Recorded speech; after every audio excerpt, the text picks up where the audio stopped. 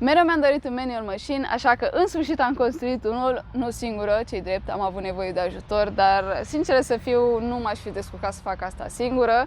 Așa că haideți să dăm puțin timp înapoi, să vă arăt cum am reușit să-l fac, să vă arăt procesul încă de la început. Pentru proiectul ăsta am ales să lucrez în mare parte cu lemn de fag, pentru că este un lemn mult mai dur decât bradul, deci este și mai rezistent. O să ai nevoie de o placă de bază de 120 de cm lungime, încă una mai mică de 80 și o șipcă de brad de 200 de cm. Dimensiunile exacte și tăieturile pe care le-am făcut o să le găsiți în descriere. Apoi o să mai ai nevoie de câteva șuruburi, un cârlig și 2 chingi. Prima dată am început să tăiem plăcile de lemn pentru a avea toate piesele gata de asamblare. Din prima placă de 120 de cm am tăiat placa de bază pe care va sta bicicleta, peretele de 45 de cm, cele două distanțiere de 12,5 cm și stabilizatorul de 50 de cm. Apoi am mai tăiat din a doua placă de 80 de cm, două bucăți de 45 de cm care urmau să fie brațele din lateral. Am tăiat și șipca de lemn în două bucăți de 60 de cm unde va sta roata bicicletei. Cam așa va arăta trainerul după ce îl vom asambla. Trebuie să menționez că anvelopa bicicletei mele are 2,4 inch grosime. Dacă ai roți mai groase, va trebui să faci câteva calcule în plus ca să poată să ținte roata cum trebuie.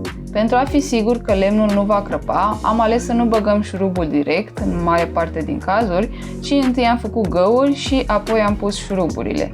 Prima dată am început să atașăm cele două distanțiere cu stabilizatorul. Am pus 5 șuruburi într-o parte și alte 5 în cealaltă parte.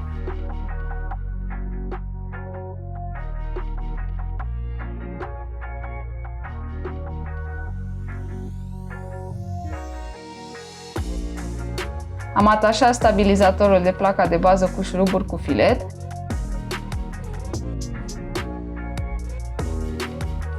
Apoi am montat peretele și bucățile de șipcă pe cele două laturi ale plăcii de bază.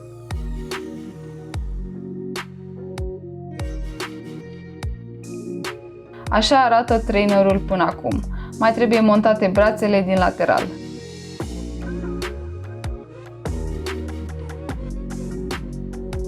Pentru asta am tăiat cele două bucăți de lemn rămase de 45 de cm în două bucăți fiecare. Astfel am ajuns să avem 4 bucăți de 5 cm lățime pe care le-am înșurubat împreună. Le-am tăiat la unghi de 45 de grade, iar apoi le-am înșurubat pe trainer.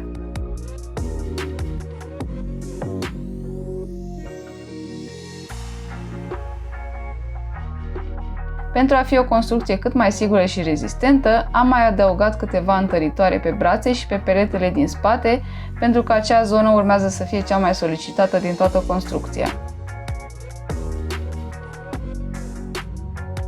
La final am adăugat și cârligul, unde vom pune una dintre chingi. Aveți grijă atunci când atașați brațele din lateral să nu vă lovească deraiorul. E bine să faceți o probă cu bicicleta înainte de a monta brațele.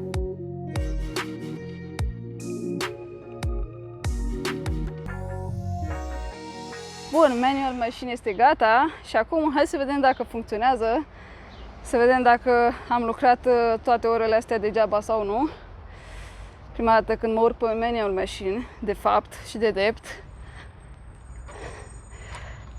Am atașat și chingile, una în față și una în spate și hai să vedem. Prima încercare. Op! Ok. Op!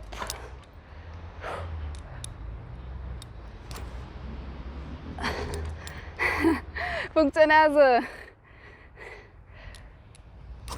Opa! Super tare! Op!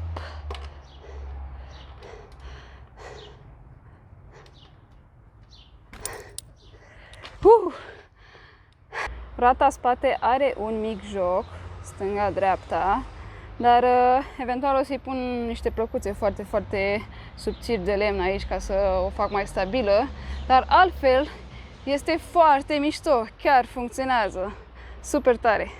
Bun, deci funcționează. În momentul ăsta sunt atât de entuziasmată și de mândră de ce a ieșit. Structura este foarte bună, lemnele stau foarte bine, nu se mișcă deloc. Este o mică problemă acolo la roata din spate, pentru că este un mic joc, cum v-am zis mai devreme, dar nu cred că este o problemă atât de mare, cred că o să o rezolv ușor. Dar în momentul ăsta sunt foarte entuziasmată. De acum încolo am o nouă jucărie, abia aștept să mă antrenez și să exersez pe acest manual machine. Sper să învăț să ridic și eu roata față mai bine și sper să învăț să dau și eu manual, pentru că întotdeauna mi-am dorit să învăț să dau manual.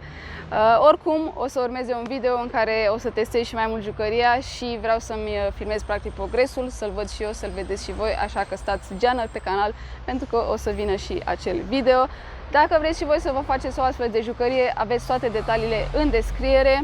Pe mine m-a costat totul cam la 250 de lei și mă refer la totul, la șuruburi, la chingi, la lemne, la întăritoare, la cârlig, totul cam 250 de lei, ceea ce mi se pare foarte ieftin decât dacă e un manual machine gata făcut. Bun, sper că v-a plăcut videoul ăsta și ne vedem data viitoare. Ca de obicei, stay active!